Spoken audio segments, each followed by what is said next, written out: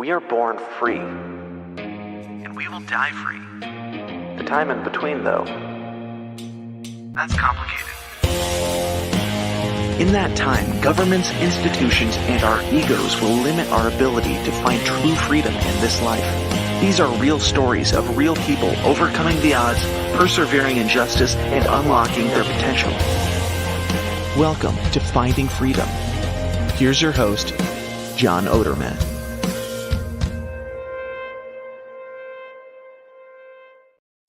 Hey, welcome back to another episode of Finding Freedom here on the Lions of Liberty Podcast Network. And we are once again trying out the live streaming here on Thursdays. So if you are watching, great. If you want to watch in the future, you can watch on YouTube, Rumble, Twitter, all of our channels. Also on Facebook, if people are still on Facebook, check it out there. Streaming to all of our platforms. And if you only have a chance to watch maybe a snippet of it today during the live stream, be sure to subscribe to our podcast. You can do that on any podcasting platform.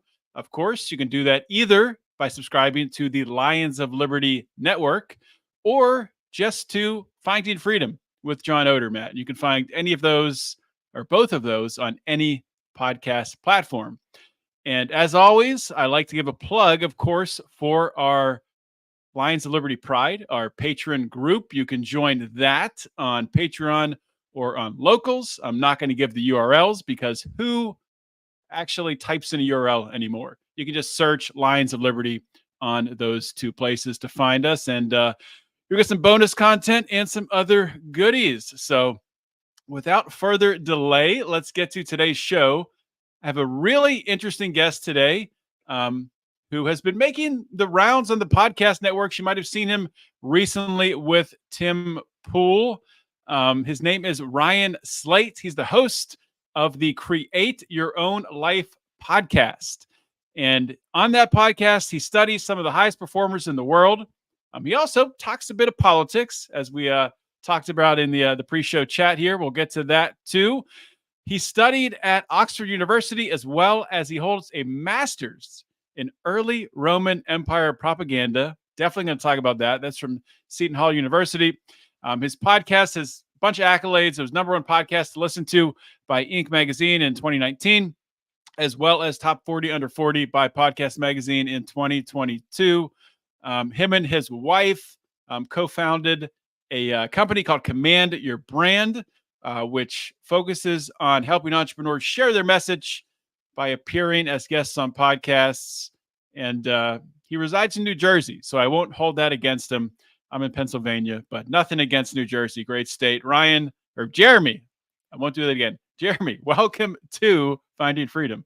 Hey, man, thank you so much. I once had as regal a mustache, too, but my wife had me shave it for her birthday, and it's on its way back now. There you go, man. It takes some, I don't know what the word is. It takes some balls, I guess, to grow a mustache and wear it around in public. So I always have respect for people that are able to do that and pull it off. And I was actually going to shave mine 3 or 4 weeks ago. My wife and I were going out of town on a trip, and I said, I'm going to shave it. And she said, no, keep it just a little bit longer. So we'll see. I had a very Wilfred Brimley one going on. So to give my wife, to give me a hard time, my wife would always go diabetes. So that was the eventual end of my very walrusy mustache. Well, that's commitment there to have there. Did you curl it up on the sides too? No, I didn't curl it up, but it was enough that I got diabetes. That was about it. There you go. All right, man. Well, excited to have you on the show today. Talk about all of the things, but I think the first thing, a good place to start, since you are an expert in podcasting, you have a pulse on the market, I think today, just learning about how you first became interested in podcasting and how you launched your first foray into podcasting. It's interesting because it was so long ago. I feel like how I got started is no longer as relevant because the world has changed so much, right? How long ago was it? So this was 2014, and there were 250,000 podcasts out there, and there's 3.5 million. That's that the are out same there year I started podcasting too. Is it really? Okay. Yeah. So it's interesting because the pool was just so much smaller, and so I think it was a little bit easier to get traffic in the beginning.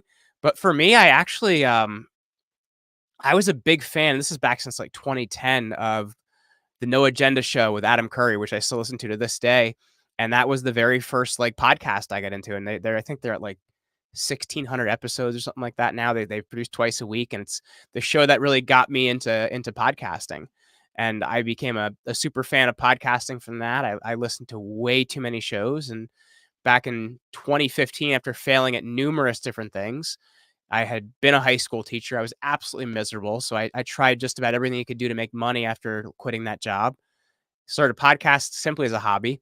And we had 10,000 listens in our first 30 days, which, anything you're new at, that's relatively unheard of. So we had a lot of success, started climbing podcast charts. And interestingly enough, though, that the show has changed so much because, as you mentioned, we used to talk to a lot of like high performers and people like that. But like, to me, once all the BS of, 2020 and 2021 happened, I was kind of like, do I agree with what's happening? No. Am I going to be silent anymore? No. And I started really talking about more of the things that mattered to me that I've always talked to people about in private. I grassroots campaigned for Ron Paul in 2012. So like for me, this was stuff that was always important to me. And I felt like it was the time that I needed to take this platform I'd built and talk about something more important. So what kind of like evolution have you gone through in your podcasting? You said you started in 2014. Has it always been interview based shows? Have you done, individual content where it's you, just talking through topics, or what's your favorite format to do? So it's interesting because I feel like that's changed too as I've changed as a host. And my kind of first attempt at a podcast was called Rock Your Life. It was like a kind of a 30-day, let's try and start a podcast thing. It was terrible. It was a content driven type podcast. And it was just bad because it was all about, just trying to get people to follow me and be interested in what I was doing. It wasn't really valuable to anyone. I started the current podcast I had literally because I wanted to learn from people I found really to be unreachable. So I tried to reach out to them, had a lot of success, and I wanted to learn what made them tick. And that was just really getting into conversations. I'll be honest with you though, John, like those early conversations, since I hadn't really interviewed somebody before, I didn't want to be on video because I was terrified of it. I came up with way too many questions because I didn't want to like have dead air. I'm like, if I don't have 45 questions pre-written for this interview, like it's not going to be good. So it was like, though, in movies when you're in an interrogation, they shine that light in your face. Like that's how I felt like for my poor guests from all my first interviews. Where were you on the date of December 6th? It was like kind of like that. Like it was like question 1, question 2, question 3, question 4. So like I really am grateful to those early interviewees and their grace and their willingness to let me improve. And I will tell you, it took me about 500 interviews to feel like I was a halfway decent interviewer. And as the show has progressed, I'm actually finding now a lot of the feedback I'm getting from my YouTube audience is people actually like these 20 to 40 minute episodes I do on a political historical topic where I just sit and dissect something and look at something. I did one recently on the transition of Rome's Republic to the Empire. We did one that was purely based on the year 1913 and all the strange things that happened in 1913, which, may or may not have led to the death of the Republic. So that's obviously we're still doing interviews. We're still doing a lot of great interviews, but I'm finding my audience is like, please do these for us because we're really enjoying, the education you're bringing us. Yeah, we were talking a little bit pre-show, and you and I think, have very similar stories politically, both in kind of how we evolved and then where we kind of are today. I think I don't think we're in the exact same place, but you had mentioned that you were kind of brought into libertarianism because, and I don't want to put words in your mouth, so correct me here if I get something wrong, but similar to me, I was brought into libertarianism because I came to realize that blowing people up in foreign lands, it's not really a nice thing to do. And I thought back to my childhood. In addition to that, it costs us too much money as well. I thought back to my childhood, like for George H.W. Bush, for the very first Iraq wars, and seeing things blowing up on TV and thinking, oh, that's cool, we're bombing people. And then as I got older, I'm like, wait a minute, we're bombing people. There are people on the ground there that are getting bombed. And who are these people? And are they the same as the government who's, making these decisions that are causing the bombing. And that made me question it. And that led me to the Federal Reserve, which led me into, learning economic policy and learning the history of the Federal Reserve. And like you, became a Ron Paul supporter. But then, similar to you with COVID, I had a podcast prior to this where it was focused entirely on the criminal justice system. And I exclusively interviewed people who had been to prison, mostly for nonviolent drug crimes, but who had been to prison and come out on the other side, sharing their story. It's a lot of incredible stories. But when COVID happened, I realized like this is happening right in front of my face. I have to talk about it. Like this stuff's important too, but I need to talk about these real events and how business owners and real people, working through this are getting by. And with libertarianism, oftentimes we're talking about theory and what if the government did this? What if the government did that? Well, the government did that, and there was no response. There was no way for us to fight back. The Libertarian Party, what did they do? There's nothing they could do. They don't have any. They don't have the political capital to do anything. So that kind of brought me back in, at least at the local level, to the Republican Party, and I'm a registered Republican again, although I'm still, friendly with libertarians.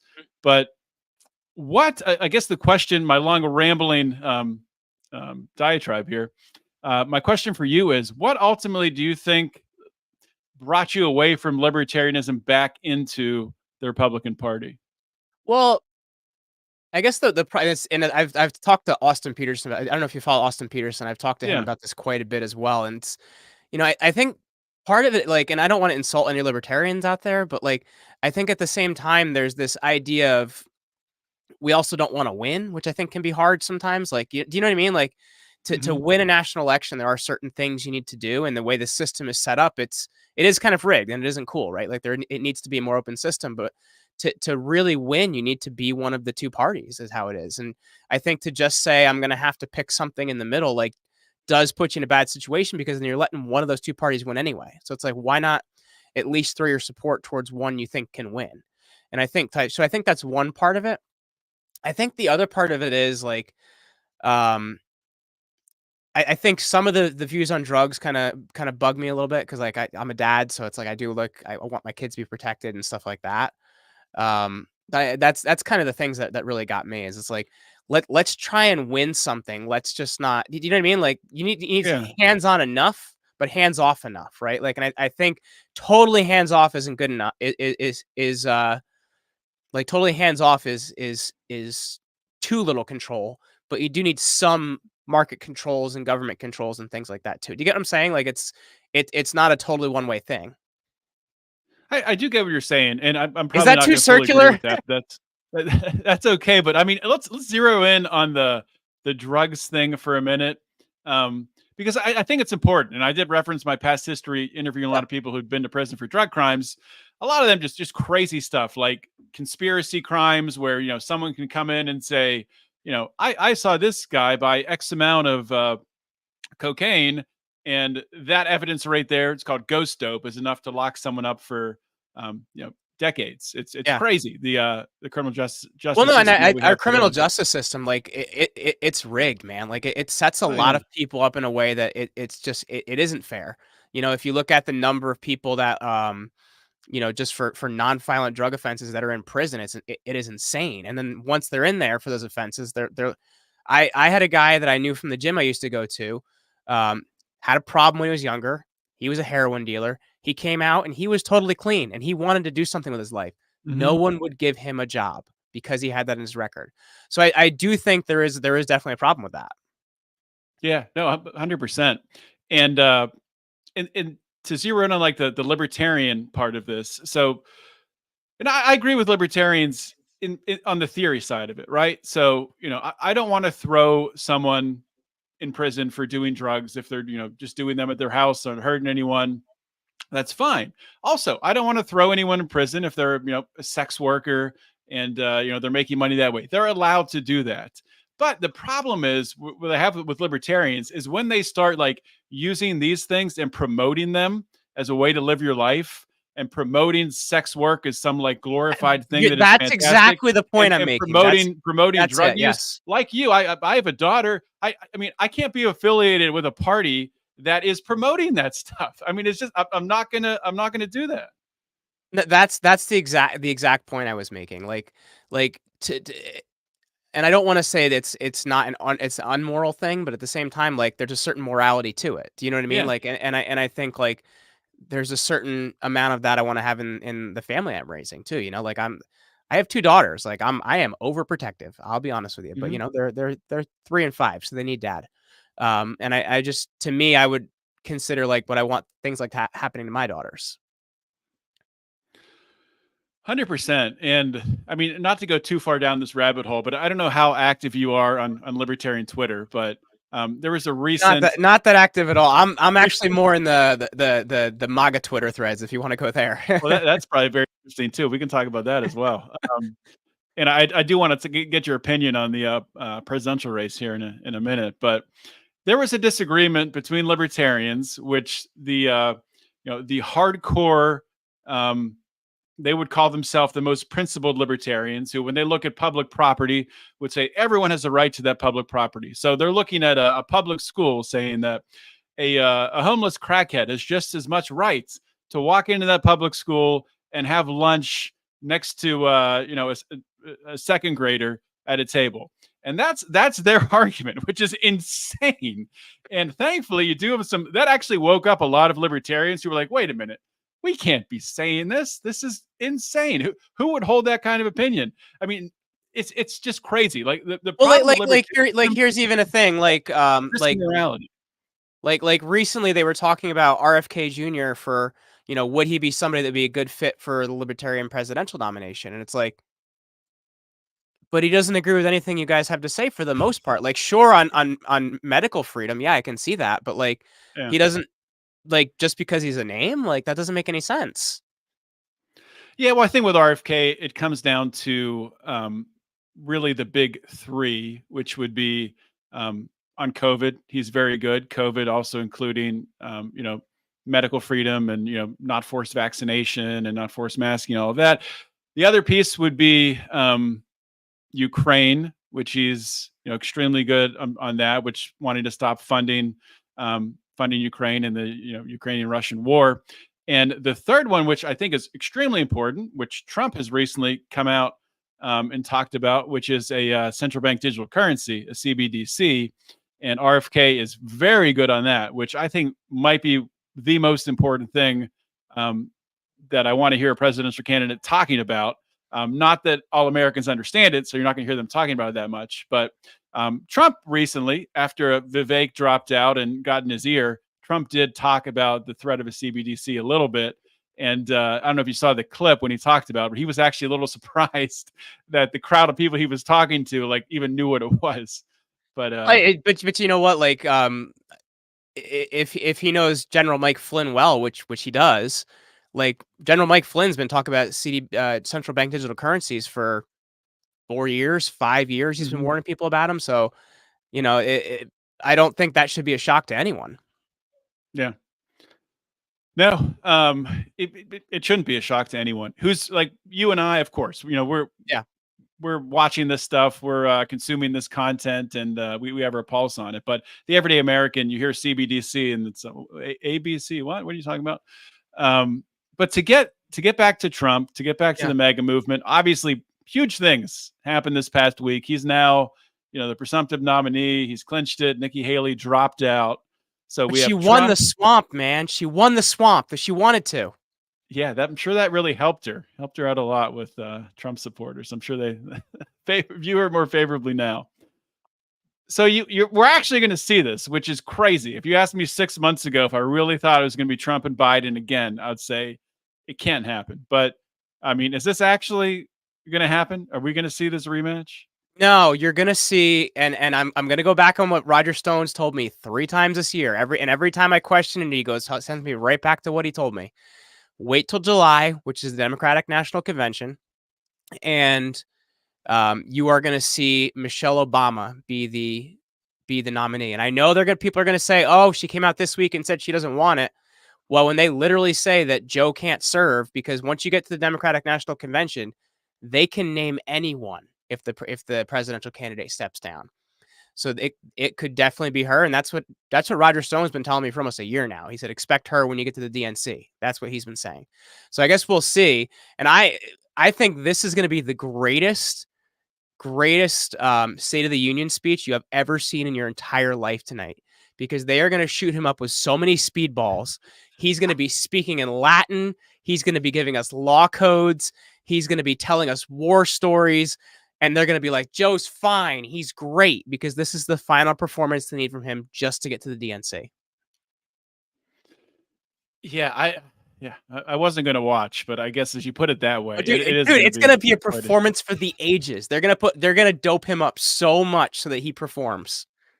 How long do you think he can go? 20 minutes? I mean, what's the max? Right stuff, 2 hours. 2 hours. No, I think you get about 60 minutes out of him, but I think they're gonna have him so jacked up. And if you go back on some of his past speeches, you can see the ones I'm talking about where his pupils are like tiny and he's like almost yelling the way he's delivering. They've got to have the guy have amphetamines on certain speeches in order to get him to deliver. Like the one he did not long ago where he was referencing the president of Mexico as the president of Gaza. Like that was one they didn't have him hopped up on, because you could tell he was stumbling all over the place. He kind of didn't know where he was. He couldn't remember where his son died. He couldn't remember where he got the rosary that he had his son from for his son from. That one was one he definitely wasn't all hopped up for. They probably have to use it sparingly, so they kind of save what mental nuggets he's got left. But tonight it's going to be a barn burner, man. And that's a good point, because that was like an unplanned press conference. That was right after they came out and said that he was actually incompetent to stand trial. He didn't have the mental ability to stand trial, and I think it was his call. He's like, I got to talk to the press about this, and they probably either it didn't fit in his schedule to shoot him up right then because he wouldn't sleep for a certain amount of time, or he just been shot up with a bunch of amphetamines too close to that, and it would have been harmful. So yeah, it's going to be interesting, man. Do you think that Trump and Biden will actually have a debate? There's enough speed in the world for that one. You know what I mean? Because it's interesting, because like they're definitely not, neither of them are young men, right? Like neither of them are young men, but at the same time, Trump just continues to have the ability to just deliver. It's very interesting, and I think it's a lot of the TV work and things like that he's done. That experience definitely helps you. I don't see an 81-year-old Joe Biden being able to keep up with that anymore. I don't see it.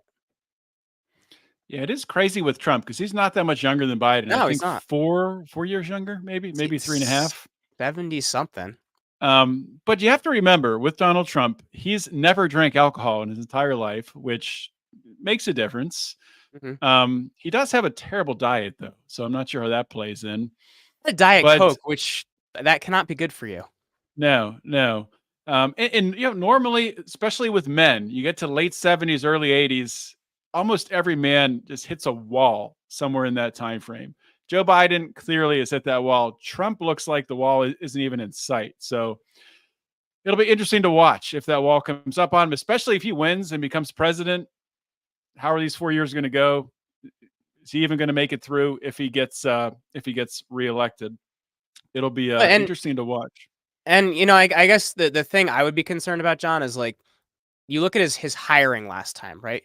His hiring was terrible, right? Like the people that Trump brought into his cabinet were not very good, right? Like there was a lot of turnover. So to me, that would be the thing I would hope he would do better on this time, because that is how you get things done in Washington, is by having the right people. So I think I would hope he hires better this time around, understanding the swamp a little bit better. I would hope so too. I mean, I think it's honestly going to be difficult for him to find enough people, if that makes sense. I see that. No, I could see that. I was talking to one of the January 6th lawyers yesterday. He said like it was the same difference with having people represent January 6th defendants. Nobody wanted to do it because you're basically the wrong political class at this point.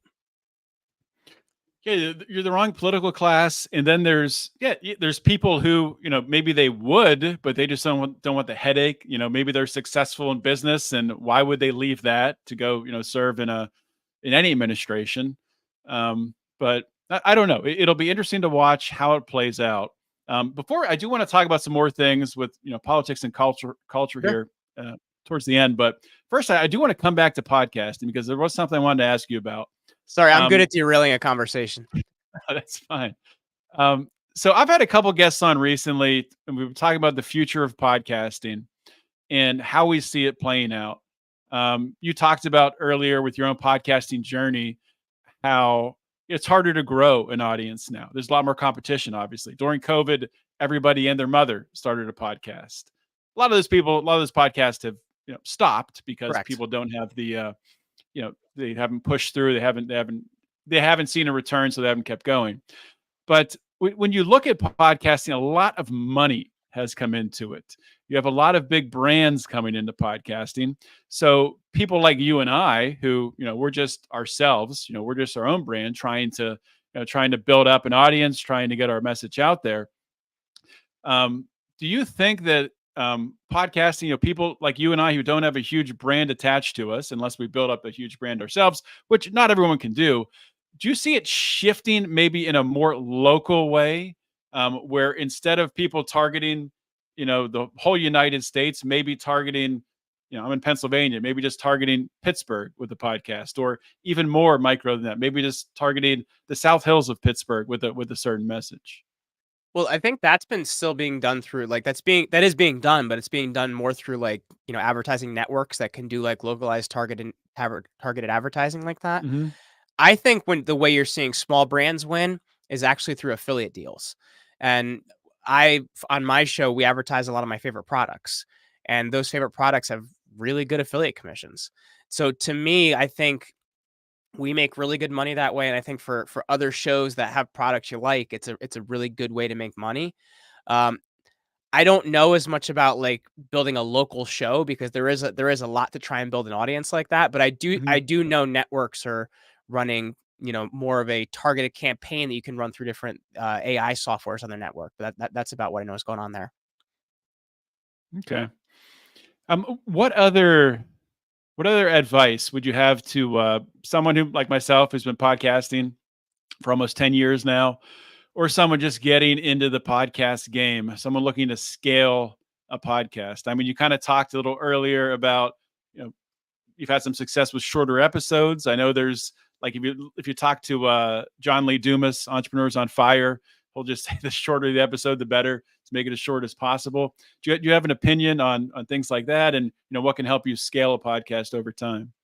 Well, I will tell you, like, I know you're talking about, hey, multi-streaming this on different platforms. I think right now that is one of the best opportunities out there. I think doing video in 2024, you're insane. I think this is literally one of the best video opportunities out there is to be doing a video show. And Hmm. for me, my first, I don't know, 7 years doing this, I didn't do any video. It's only been the last couple that I've really done that. And that's when we've actually seen even more growth for a show that had been slowly growing, but we'd been stagnant for a bit. So I think if you're not doing video now, you're crazy is one part of it. The other part about the show length, and John, I've toyed with like everything in terms of show length. Like, should it be 15 minutes? Should it be a half an hour? Should it be an hour? And what I found is if you can just do the topic justice that your audience wants covered, it really doesn't matter the period of time. One of my favorite shows, still listen to this day, is called Hardcore History. And some of those episodes can be anywhere Hmm. from 4 to 7 hours. Now, he only puts out one every 3 to 6 months. And sometimes those of us out in our audience yell at him, damn, we want one more often. But you have to do what actually serves the purpose of your audience. And I think to say, like, this is the cookie cutter I have to fit in, that's not what podcasting is about. Podcasting is about creating something unique for your audience and something unique for what your audience needs and wants.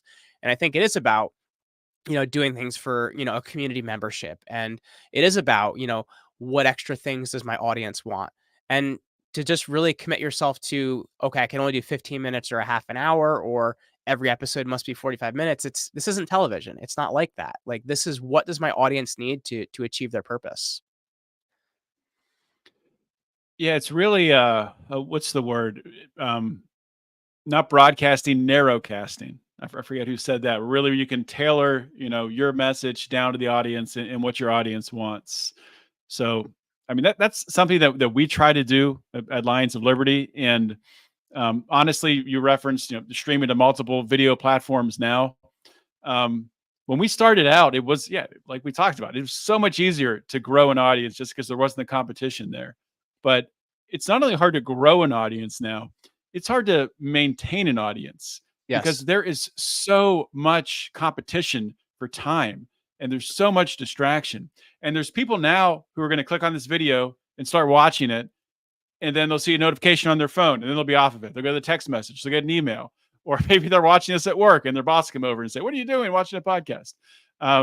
So it's tough to battle with all those distractions, and be able to build up not only an audience. You don't want to just attract people just to watch the show. You want to attract people to your show who actually buy into it and agree with your message and want to share your message with other people. So does that resonate with you? No, it's about building a relationship, right? And I think Hmm. that's what it's about. Like if so like one of my favorite I listen to way too many podcasts. I'll reference another podcast to listen to is Talking Yanks. I'm a big Yankees fan. And I could name their sponsors because I listen to that show so often. I know their backstories. I know about their spouses. I know about Yeah. what they think about different years Yankees teams. So like the more your audience can get to know you, the more of a reason they're going to be here for the content they're getting from you and why they wouldn't go to those other things. Like, sure, maybe they'll get distracted by their phone going off, but they're going to come back to you for what they can get from you specifically because, maybe they care about what you're doing with your family or what community you're in or, what part of the country you're in or what's going on in your life. And I think that's the real difference is building community and really making your audience feel like they know you. Yeah. And that can't be faked. I mean, No, it the can't. authenticity of that comes through. And when you have, a network like CNN try to fake that and try to create their, whatever content streaming network, or I forget what it was that failed in like a week. It just doesn't work. So what are your thoughts on cable news today and network news today? Those types of shows, do you think those are going to be phased out? Those are going to go away. They'll be repurposed in, more of a authentic type format. Well, I do think in a lot of ways legacy media is dying, but I think the thing you have to consider is there's also a lot of money behind that. So that money Oh, that yeah. money has to go someplace, right? And if you believe a lot of the things I believe, there's Let also a me lot of pause you right there. We have yeah. got a break for a commercial from Pfizer. So let me, no, just Oh, kidding. Go okay. ahead. Oh, sorry. But there's also like, if you believe a lot of the things I believe, there's also a lot of three-letter agency money behind them too. So there's a lot of backing of traditional media. Yeah. Now, I think their messages are being tuned out, right? Like you're seeing a lot of people don't want to listen to CNN anymore. A lot of people since Tucker left don't care about Fox anymore. And this alternative media of podcasting, of new media, like this is where people are going for their news. That's why people are on X so much and people are doing all these alternative things. So I think that trust in media is at an all-time low, but there's still a lot of money behind it. So that money has got to go somewhere, and that money doesn't want to be spent on things that make you and I better educated, right? They want to be behind things that make you and I better educated consumers. That's the real purpose in modern media. So I Hmm. think they're going to find out their next strategy, but I think the way they used to do things doesn't have long for this world. Yeah, and they had so much control. I mean, and it was so easy for them to control us. And you have a background, and maybe you can talk a little bit about this. You have your background in a master's in early Roman Empire propaganda. Of course, in the Roman Empire, they didn't have televisions; they weren't able to propagandize that way. Hmm. But back in the 70s, 80s, 90s in this country, it was so easy to propagandize people. And there weren't Yes. as many TV channels, so there weren't as many distractions. There were no cell phones. You could get one message out on the radio, on television. It was so easy to get people online. Now Hmm. it's difficult for the elites to control us. I mean, I'm someone who believes that there are, you can call them elites, you can call them the moneyed influences that you actually dictate what happens in this world. I don't care how you really decide to what kind of name you put on it, but there's there's definitely a shift, and There's a shift, but there's definitely a power struggle going on right now. there's a shift, but I would say it's also a yes and no on like, you know, not still using that standard media to control people, because there's a couple really good supercuts out there, but one of them is this one from Sinclair Broadcasting. Because what happens is there's these conglomerates that have bought up a lot of the smaller media companies. So there Mhm. aren't thousands of media companies. There's like less than 10 actual media companies that own all the smaller ones, right? So there's this cut from Sinclair Media where they take 25 different networks saying a danger to our democracy in the exact same format, tenor, and tone, and the exact same speech leading up to it. So they're all, Yeah. a lot of them are running the same scripts because they're being done by the same production companies and they're in the same ownership groups and stuff like that. So I think they're still trying to do it. They're still trying to get it out in different ways.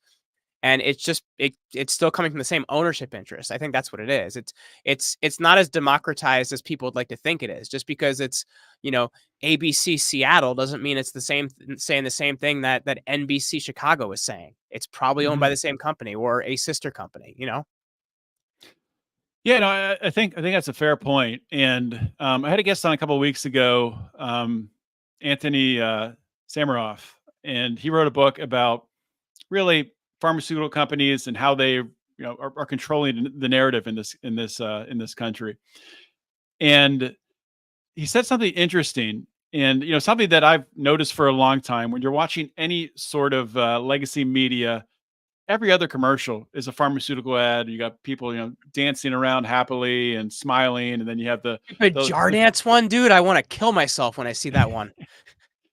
and you have the 30-second thing at the end where it says that you might die bleeding out of your ass or something.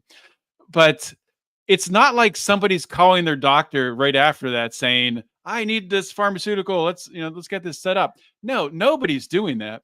The Yeah. only reason it's just about control. It's just about getting the dollars into the network so they're able to dictate what they say and what their opinions are, Hmm. right? And it'll be interesting to see, like you talked about earlier, there's a lot of dollars in that, man. And as the way content is generated, the way content is consumed, as that changes, how do those dollars move? And you mentioned some three-letter agencies being involved in networks. I'm sure there's probably some three-letter agencies involved in podcasting and influencing and all of I those would. things. You want a good example of that? I'm sorry to break the hearts of some Chiefs fans out there, but you look at what happened with Travis Kelce being on every Pfizer commercial known to man in the last year, right? So it's Yeah, like they go into the same market. It's just, basically who's willing to take the money and who's not, right? Like they're trying to they'll move into the new medium and they'll just it'll basically show you who's your friend and who's not. exactly. If you're willing to look for it. And that was just blatantly obvious. I mean, you see this guy, this in shape professional football player telling people to get a flu shot and a COVID shot at the same time. It's Yes. just absolutely crazy insane. But And then he I'm, goes I'm off and not I'm dates not a Taylor fan of Swift. Travis Kelsey. I've talked about him quite a bit. I don't know how you feel about him, but he's Like I think he's definitely statistically one of the best tight ends of all time. But I'm just tired of hearing about him and Taylor Swift this year. I really am. I like his brother, Jason Kelsey. My Um, wife's an Eagles fan, so I yeah. it's we love us some Jason Kelsey. I'm not an Eagles fan, I'm a Steelers fan, but I just liked, I mean, he's just a really authentic person. He's probably a little bit crazy, but you got to be a football player. But in his press conference, he talked about, the importance of being a father and raising his kids. And um, you rarely hear that from a professional athlete. He's extremely grounded. So it's There's a hard to even really great imagine. documentary on him on Prime. It's called Kelsey, Yeah. and they just basically follow him around for like a year. You really end up really liking him by the end. Even if you already liked him, you're gonna like him more. I have to check that out. I did not know that existed. That's cool. All right, so we're just pivoting like all over the place. I mean, I love shows like this where I come in with a loose plan and then it just goes off the rails. That's when you know it's a good show. We've got a bunch of people watching live. Apparently, some people on Facebook too. So that's interesting. A lot of people on YouTube, a lot of people on Twitter, people on Rumble. So thank you. If you can't watch this whole thing, or even if you can, please be sure to go subscribe to the Lions of Liberty podcast or the Finding Freedom podcast. You can find the show in either place. couple more questions here for Jeremy today. Jeremy, when we look at the state of the United States right now, you know, I think we're similar ages. We can think of times that, you know, in the early 2000s when things were just more optimistic. Like it wasn't all doom and gloom. Yeah. The economy was in decent shape. Of course, we were leading up to the housing bubble at that time, so it was manipulated by the Federal Reserve. But not to get caught up on that, we've seen good times in this country, I think. And right now, I mean, I think regardless of which side of the aisle you're on, I think it's difficult, at least politically, to be optimistic. You know, if you stay focused on what you can control, your family, your business, company you work for, whatever, you can be optimistic and you can kind of block everything out. And for most people, it's probably smart to do that. But the question I'm getting at here is, where do you see this going? I mean, do you think it's possible to have a turnaround? And maybe, I don't know if that's something that would come about from a Trump reelection or maybe years down the road after that. But is it possible to turn this ship around, especially looking at like what's been done to our currency? It's been so incredibly, devalued with all this money being pumped into the system. So I would definitely recommend your audience check out Rome's Crisis of the Third Century. So Rome ended up falling in 476, but so we're talking about the third century. We're talking about the 200s. So basically, almost another 200 years before Rome fell, they thought it was going to fall, and they had this problem of 15,000% inflation. Their money was worth nothing because Roman emperors had realized that if you can raise an army and you can pay them, you could become emperor. So that's how generals would make themselves emperor. They'd raise an army, they'd pay their army more, they'd pay their army more, and they would start mixing metals with the money to make the money, able to have more money to like pay people with it. So they debased the currency totally. Rome had gotten so big that they couldn't control it, so they needed multiple emperors, right? So they had 4 at one point, and they had these barbarian invasions all over the place. Not too undifferent of what's happening at our southern border right now. And in 284, the Roman Emperor Diocletian did these very famous reforms where he helped to standardize currency again and bring faith back in currency. And he helped to do new standardizations with the Roman army, which helped a lot of what was happening on the frontiers. And another big thing that happened at that point as well is he took and he created a very standard 4 emperor management system, not very dissimilar to how the 10th Amendment is supposed to function, right? So we have a lot of the right things in place if we can get back to hard currency, if we can get back to respecting the Constitution as written. But that also means to looking, there's a few things that happened in 1913 that really shouldn't have. One being the Federal Reserve Act, which didn't, go live until the next year. You have the income tax that passed that year, and you also have the 17th Amendment, which took away the state's ability to select senators. And I think if you can get back to bringing this country back to making it a republic, it very much can be saved, because I'll tell you right now, we're not at 15,000% inflation yet. We're not at millions of people pouring in a year for hundreds of years. We're not there yet. So there's a lot that can still be done, even though things don't look great. And it gave Rome another 200 years. We haven't been around as long as that, but I think at the same time, like, we could still give ourselves more time. I definitely could see it. Is this something that you think primarily is fixed politically, or is it fixed by changing our culture? It's a cultural change is one part of it, and part of it is political, right? Because some of these things are policy, right? Policy has to change. But I think at the same time, if we don't care for our families, if we don't worry about creating jobs ourselves, right? It's not the public sector or the government's job to create that. It's the private sector's job to create jobs. So I think when you look at it, unless we fix some of these things culturally, we're doomed to fail as well. Yeah, it's just hard for me to see really how we get out of this downward tailspin. But like, I am a very optimistic person, and I think as a parent, as a father, you have to be. Like, there's Yeah. really no other choice than being optimistic. Like, we have to figure out a way to fix this. And I think I was a little different before my daughter was born, and I was one of those libertarians who might have been like, all right, let's let's just let this whole thing fall apart, and then we'll pick up the pieces, and we can start our libertarian society then. Yeah, we can have our paradise then, or utopia. But that's not going to happen. I mean, if things do fall apart, it's highly likely that things will come back and be at least 10 times worse. Well, I think the thing we have to consider is there's no gulch for us to run away to. You know, we have to preserve what we have, handle what we have, and take responsibility for what we have. And I think to just think there's some place to go, there isn't, right? This is the place. And I think that's what we really have to think about. Yeah. Well, maybe Argentina, you know. Maybe, we can go hang out with Millet, right? Yeah. Could be worse. Well, Jeremy, thank you for coming on the what was that? A fuerte. What he says with his chainsaw every time. Oh yeah, he's the best. He's the best. Don't agree with him on entirely on everything, but awesome guy, entertaining guy, and love what he's doing in Argentina. I can't speak. Anyway, probably about time to end the show. Jeremy, thanks for coming on. Why don't you give your plugs for my listeners out there who don't know about you or know where to find your content and everything you're working on? Absolutely. Well, I think conversations like this are vital because that is what makes me so hopeful for where we are in our history, because never before has there been an independent media and a way for people to get their voices out. And that's why I wrote a really awesome book for people that are looking to get out there, create attention, and use the power of podcasts to do that. So that's over at bestpodcastbook.com. If they want to check out anything about me or the company, that's going to be over at commandyourbrand.com. Fantastic. Jeremy Slate, thank you for coming on Finding Freedom. Hey, thank you so much for having me today, man.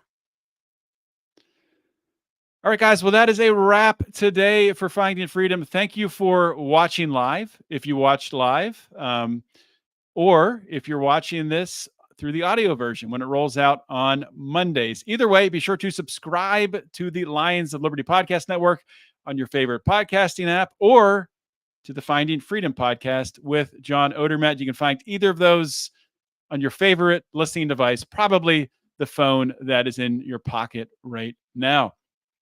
Really enjoyed this conversation today with Jeremy, and I would like to do more of them, more conversations in the future. And I'd like to attend, Brian and I would like to attend more events in the future. The way that we do that, the way that we keep bringing you this content is through your support. One way to support is by listening and sharing. Another way is by joining our Lions of Liberty Pride. You can do that by going to patreon.com/Lions of Liberty or lionsofliberty.locals.com. I might have got that one wrong. You know how to search for Lions of Liberty on these platforms. You guys know how to use the internet, I think. Hopefully you guys enjoyed the show as much as I did. I learned a lot today, and I will see you all next week. In the meantime, always remember to keep your head up and the fires of liberty burning.